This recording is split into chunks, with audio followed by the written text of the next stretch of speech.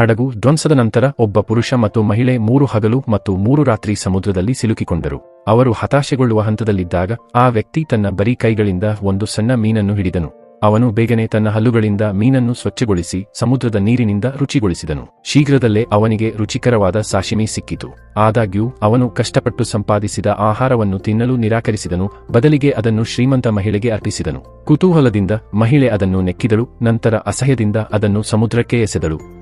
ಆ ವ್ಯಕ್ತಿ ಕೋಪಗೊಂಡನು, ಏಕೆಂದರೆ ಅವನು ಆಹಾರವನ್ನು ಹಿಡಿಯಲು 3 ಗಂಟೆಗಳ ಕಾಲ ಕಳೆದನು. ಮಹಿಳೆ ಅವನ ದೂರುಗಳನ್ನು ನಿರ್ಲಕ್ಷಿಸಿದಳು, ಬದಲಿಗೆ ತಿನ್ನುವುದು ದೇಹಕ್ಕೆ ಒಳ್ಳೆಯದು, ತೂಕ ಇಳಿಸಲು ಮಾತ್ರವಲ್ಲದೆ ಆಂತರಿಕ ಅಂಗಗಳನ್ನು ಶುದ್ಧೀಕರಿಸಲು ಸಹ ಎಂದು ಒತ್ತಾಯಿಸಿದಳು. ಪುರುಷನು ಮೂಕನಾಗಿದ್ದನು. ಹಸಿವಿನಿಂದ ಬಳಲುತ್ತಿದ್ದ ಮಹಿಳೆ ಇನ್ನೂ ಏಕೆ ತೋರಿಸಲು ಪ್ರಯತ್ನಿಸುತ್ತಿದ್ದಾಳೆಂದು ಅರ್ಥ ಮಾಡಿಕೊಳ್ಳಲು ಸಾಧ್ಯವಾಗಲಿಲ್ಲ. ರಾತ್ರಿಯಲ್ಲಿ ಇಬ್ಬರೂ ಏಣಿಯ ದೋಣಿಯಲ್ಲಿ ನಿಷ್ಕ್ರಿಯವಾಗಿ ಕೂಡಿಕೊಂಡರು. ನಿದ್ರೆ ಮಾಡಲು ಸಾಧ್ಯವಾಗದ ಮಹಿಳೆ ನಿರಂತರವಾಗಿ ದೂರು ನೀಡುತ್ತಾ ತನ್ನ ಸಂಕಷ್ಟದಿಂದ ಹೊರಬರಲು ಒಂದು ಮಾರ್ಗವನ್ನು ಕಂಡುಕೊಳ್ಳಲು ಪುರುಷನನ್ನು ಒತ್ತಾಯಿಸಿದಳು. ಅವಳು ಸೇವಕನೊಂದಿಗೆ ಸಿಲುಕಿಕೊಳ್ಳಲು ಬಯಸಲಿಲ್ಲ. ಆ ವ್ಯಕ್ತಿ ಕೋಪಗೊಂಡನು, ಆದರೆ ಸೇವಕನಾಗಿ ಅವನು ಮೌನವಾಗಿರಲು ಸಾಧ್ಯವಾಯಿತು. ಮರುದಿನ ಶ್ರೀಮಂತ ಮಹಿಳೆ ಎಚ್ಚರಗೊಂಡು ತಾನು ಕಂಡ ದೃಶ್ಯದಿಂದ ದಿಗ್ಭ್ರಮೆಗೊಂಡಳು.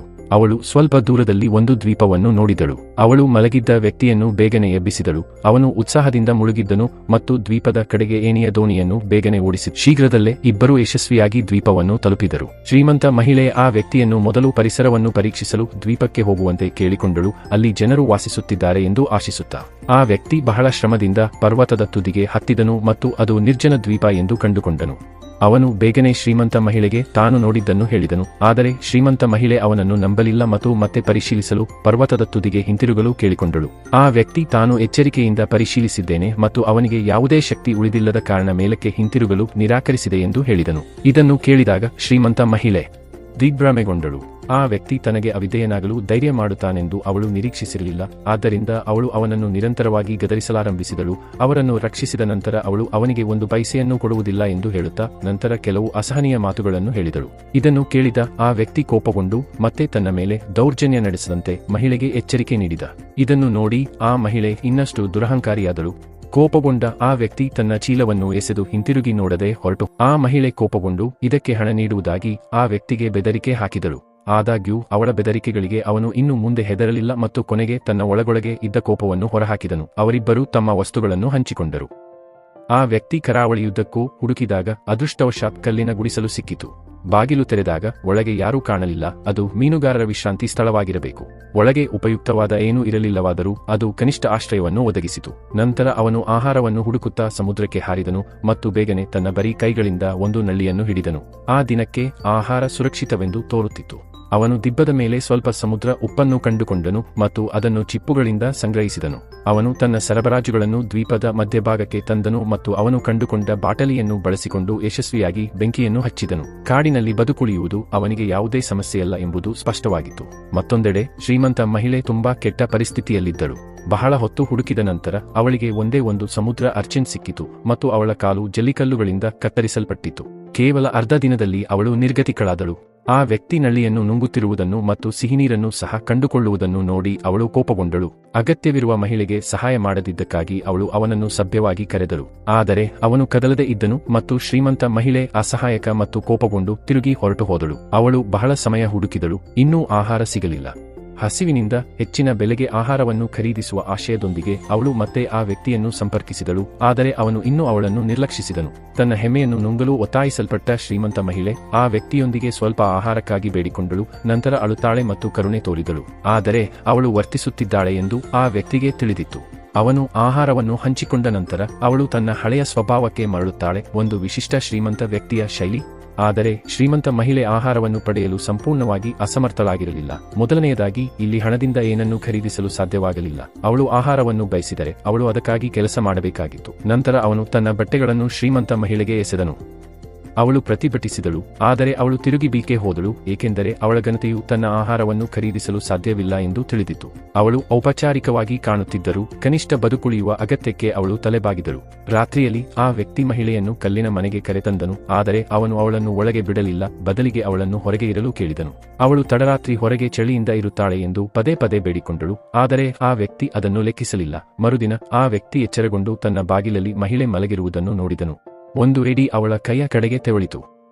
ಅವನು ಅದನ್ನು ನಿಲ್ಲಿಸಲಿಲ್ಲ, ಆದರೆ ಎಡಿ ಅವಳನ್ನು ಎಚ್ಚರಗೊಳಿಸಿದಾಗ ಸಂತೋಷದಿಂದ ನೋಡುತ್ತಿದ್ದನು.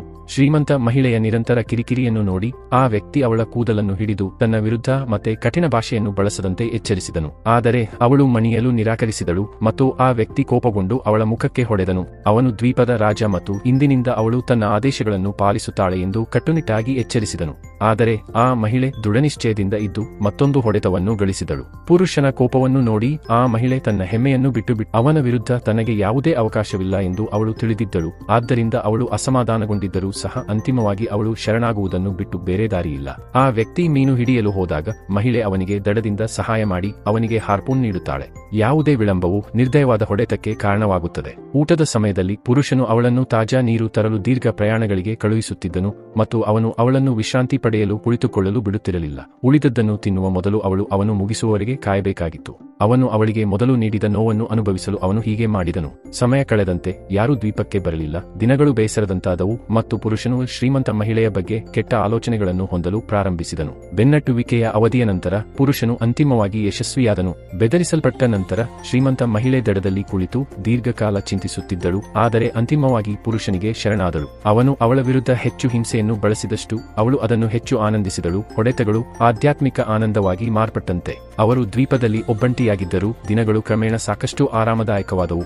ಒಂದು ದಿನ ಸಮುದ್ರದ ಬಳಿ ಮೀನು ಹಿಡಿಯುತ್ತಿದ್ದಾಗ ಶ್ರೀಮಂತ ಮಹಿಳೆ ಇದ್ದಕ್ಕಿದ್ದಂತೆ ಸಮುದ್ರದಲ್ಲಿ ಒಂದು ಹಡಗು ಕಾಣಿಸಿಕೊಳ್ಳುವುದನ್ನು ನೋಡಿದಳು. ಅವಳು ಸಹಾಯಕ್ಕಾಗಿ ಕರೆಯಲು ಬಯಸಿದಳು, ಆದರೆ ನಿಲ್ಲಿಸಿ ಆ ವ್ಯಕ್ತಿಯನ್ನು ಹುಡುಕಲು ಆತುರಪಟ್ಟಳು. ಅವಳು ಹಡಗನ್ನು ನೋಡಿದ್ದೇನೆ, ಆದರೆ ಆ ವ್ಯಕ್ತಿಯಿಂದ ಬೇರ್ಪಡಲು ಬಯಸದ ಕಾರಣ ಸಹಾಯಕ್ಕಾಗಿ ಕರೆಯಲಿಲ್ಲ ಎಂದು ಅವಳು ವಿವರಿಸಿದಳು. ಅವರನ್ನು ರಕ್ಷಿಸಿದರೆ ಅವರು ಮತ್ತೆ ಎಂದಿಗೂ ಒಟ್ಟಿಗೆ ಇರುವುದಿಲ್ಲ ಮತ್ತು ಅವಳು ಆ ವ್ಯಕ್ತಿಯೊಂದಿಗೆ ದ್ವೀಪದಲ್ಲಿ ಶಾಶ್ವತವಾಗಿ ಇರಲು ಬಯಸಿದ್ದಳು. ಆ ವ್ಯಕ್ತಿ ಅವಳನ್ನು ಕಪಾಳಮೋಕ್ಷ ಮಾಡಿ ಶ್ರೀಮಂತ ಮಹಿಳೆಯನ್ನು ಶಪಿಸಿದನು. ಅವಳನ್ನು ಹುಚ್ಚ ಎಂದು ಕರೆದನು. ಅವರು ರಕ್ಷಣೆಗಾಗಿ ಅಪರೂಪದ ಅವಕಾಶವನ್ನು ಕಳೆದುಕೊಂಡಿದ್ದರು ಮತ್ತು ಅವರು ಸ್ವಲ್ಪ ಸಮಯದವರೆಗೆ ಕಾಯಬೇಕಾಗಿಲ್ಲ. ಇದನ್ನು ಹೇಳಿದ ನಂತರ ಅವನು ಶ್ರೀಮಂತ ಮಹಿಳೆಯನ್ನು ಸತತವಾಗಿ 2 ಬಾರಿ ಕಪಾಳಮೋಕ್ಷ ಮಾಡಿದನು. ಆದರೆ ಅವಳು ಹೊಡೆತಗಳನ್ನು ಆನಂದಿಸುತ್ತಿದ್ದಳು ಮತ್ತು ಆ ವ್ಯಕ್ತಿಯ ಕೋಪವು ತಕ್ಷಣವೇ ಕಡಿಮೆಯಾಯಿತು. ಇಬ್ಬರೂ ಇನ್ನೊಂದು ತಿಂಗಳು ಈ ರೀತಿ ದ್ವೀಪದಲ್ಲಿ ವಾಸಿಸುತ್ತಿದ್ದರು. ಒಂದು ದಿನ ಆ ವ್ಯಕ್ತಿ ಮರದಲ್ಲಿ ಪಕ್ಷಿ ಮೊಟ್ಟೆಗಳನ್ನು ಸಂಗ್ರಹಿಸುತ್ತಿದ್ದಾಗ ಅವನು ಇದ್ದಕ್ಕಿದ್ದಂತೆ ದ್ವೀಪದ ಕಡೆಗೆ ಹೋಗುತ್ತಿರುವ ದೋಣಿಯನ್ನು ನೋಡಿದನು. ಸಹಾಯ ಪಡೆಯಲು ಅವನು ಬೇಗನೆ ಮರದ ಕೆಳಗೆ ಹತ್ತಿದನು. ಆದರೆ ಶ್ರೀಮಂತ ಮಹಿಳೆ ಅವನನ್ನು ತಡೆದಳು. ಅವಳು ಈ ಜೀವನವನ್ನು ಕೊನೆಗೊಳಿಸಲು ಬಯಸುವುದಿಲ್ಲ ಮತ್ತು ಅವರನ್ನು ರಕ್ಷಿಸಿದರೆ ಅವರು ಮತ್ತೆ ಎಂದಿಗೂ ಒಟ್ಟಿಗೆ ಇರುವುದಿಲ್ಲ ಎಂದು ಹೇಳಿದಳು. ಅವರು ನಿಜವಾಗಿಯೂ ಒಬ್ಬರನ್ನೊಬ್ಬರು ಪ್ರೀತಿಸುತ್ತಿದ್ದರೆ ದ್ವೀಪವನ್ನು ತೊರೆದ ನಂತರವೂ ಅವರು ಒಟ್ಟಿಗೆ ಇರುತ್ತಾರೆ ಮತ್ತು ಇದು ಅವರ ಪ್ರೀತಿಯ ಪರೀಕ್ಷೆ ಎಂದು ಆ ವ್ಯಕ್ತಿ ಶ್ರೀಮಂತ ಮಹಿಳೆ ಅವರು ಸಂಪೂರ್ಣವಾಗಿ ವಿಭಿನ್ನ ಲೋಕಗಳಿಂದ ಬಂದವರು. ವಾಸ್ತವವು ಜನರ ಚಿಂತನೆಯನ್ನು ಬದಲಾಯಿಸುತ್ತದೆ ಮತ್ತು ಇಲ್ಲಿ ತನಗೆ ಯಾವುದೇ ಭೌತಿಕ ಪ್ರಲೋಭನೆಗಳಿಲ್ಲ, ಅದಕ್ಕಾಗಿಯೇ ಅವರ ಪ್ರೀತಿ ತುಂಬಾ ಶುದ್ಧವಾಗಿದೆ ಎಂದು ಹೇಳಿದರು. ಆದರೆ ಆ ವ್ಯಕ್ತಿ ಅದನ್ನು ನಂಬಲು ನಿರಾಕರಿಸಿದನು. ಪ್ರೀತಿ ಇರುವವರೆಗೆ ಅದು ಎಲ್ಲೆಡೆ ಒಂದೇ ಆಗಿರುತ್ತದೆ ಎಂದು ನಂಬಿದನು. ಶ್ರೀಮಂತ ಮಹಿಳೆ ತಮ್ಮ ಸಂಬಂಧವು ಕೊನೆಗೊಂಡಿದೆ ಎಂದು ತಿಳಿದು ಕಟುವಾಗಿ ಅಳುತ್ತಾಳೆ. ನಂತರ ಆ ವ್ಯಕ್ತಿ ಬೀಚ್ನಲ್ಲಿ ಬೆಂಕಿ ಹಚ್ಚಿ ಹೊಗೆಯನ್ನು ಬಳಸಿ ದೋಣಿಯನ್ನು ಹತ್ತಿರಕ್ಕೆ ಯಶಸ್ವಿಯಾಗಿ ಎಳೆದನು ಮತ್ತು ಅಂತಿಮವಾಗಿ ಅವರನ್ನು ರಕ್ಷಿಸಲಾಯಿತು. ದಡ ತಲುಪಿದ ನಂತರ ಆ ವ್ಯಕ್ತಿಯ ಸಹೋದರಿ ತನ್ನ ಸಹೋದರ ಇನ್ನೂ ಜೀವಂತವಾಗಿದ್ದಾನೆಂದು ನಂಬಲು ಸಾಧ್ಯವಾಗದೆ ಮೇಲಕ್ಕೆ ಧಾವಿಸಿದಳು. ನಂತರ ಶ್ರೀಮಂತ ಮಹಿಳೆ ಮತ್ತು ಅವಳ ಗೆಳೆಯ ಆ ವ್ಯಕ್ತಿಯ ಆರೈಕೆಗಾಗಿ ಧನ್ಯವಾದ ಹೇಳಲು ಬಂದರು ಮತ್ತು ಅವನಿಗೆ $1 ಮಿಲಿಯನ್ ಚೆಕ್ ನೀಡಿದರು. ಅವರು ಹೋದ ನಂತರ ಆ ವ್ಯಕ್ತಿ ಚೆಕ್ ಅನ್ನು ಆಭರಣ ಅಂಗಡಿಗೆ ತೆಗೆದುಕೊಂಡು ಹೋಗಿ ದುಬಾರಿ ವಜ್ರದ ಉಂಗುರವನ್ನು ತೆಗೆದುಕೊಂಡು ಆ ಶ್ರೀಮಂತ ಮಹಿಳೆಗೆ ಮತ್ತೆ ಕರೆ ಮಾಡಿದ. ಅವಳ ಗೆಳೆಯನಿಂದ ಬೇರ್ಪಡುವಂತೆ ಮತ್ತು ಅರ್ಧ ಗಂಟೆಯಲ್ಲಿ ಅವಳನ್ನು ಡಾಕ್ನಲ್ಲಿ ಭೇಟಿಯಾಗುವುದಾಗಿ ಹೇಳಿದನು. ಈಗ ಅವರ ಪ್ರೀತಿಯನ್ನು ಪರೀಕ್ಷಿಸುವ ಸಮಯ. ಶ್ರೀಮಂತ ಮಹಿಳೆ ಹಿಂಜರಿದಳು ಮತ್ತು ಸಕಾರಾತ್ಮಕ ಉತ್ತರವನ್ನು ನೀಡಿದಳು, ಆದರೆ ಅವಳು ಹೆಲಿಕಾಪ್ಟರ್ನಲ್ಲಿ ನಿರ್ಗಮಿಸುವುದನ್ನು ಆ ವ್ಯಕ್ತಿ ಕೊನೆಗೂ ಅವಳ ಮಾತುಗಳನ್ನು ನಂಬಿದನು. ಭೌತಿಕ ಪ್ರಲೋಭನೆಗಳಿಂದ ತುಂಬಿದ ಜಗತ್ತಿನಲ್ಲಿ ಶುದ್ಧ ಪ್ರೀತಿ ಕೂಡ ನಿಷ್ಪ್ರಯೋಜಕವಾಗಿತ್ತು.